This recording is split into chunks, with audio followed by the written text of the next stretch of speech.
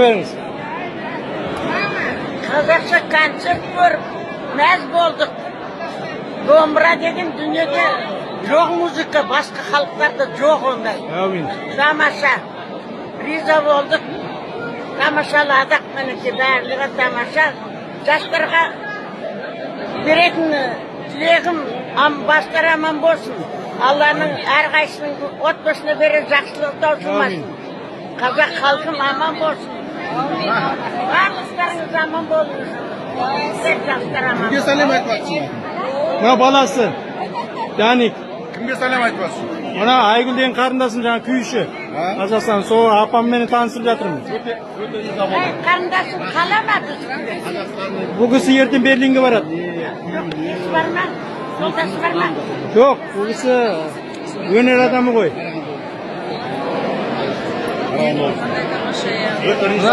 Мен айтам, неміс түрлес қазақтар. Қазақ айтады ғой, орыстан досың болса, айболтан қойында болсын дейді. Орысқа сенімі жоқ, қазақ халқына не жетеді? Рахмет. Ой, тамаша, айналайын.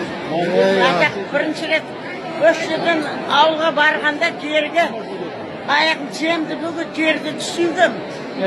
Қазақстаным деп, жерім, елім деп. Қанша жыл болды бармағалы? Бір-ақ жыл болды. Үйге барғам жоқ.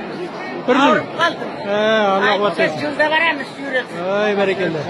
Бала шағамызбен. Ой, бәрекелді. Міне, қызыңыз міне, өз өнерін көрсетіп сіздің...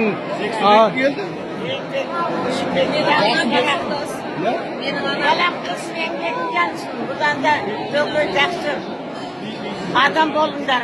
Қызметтерің. Üzülетегі.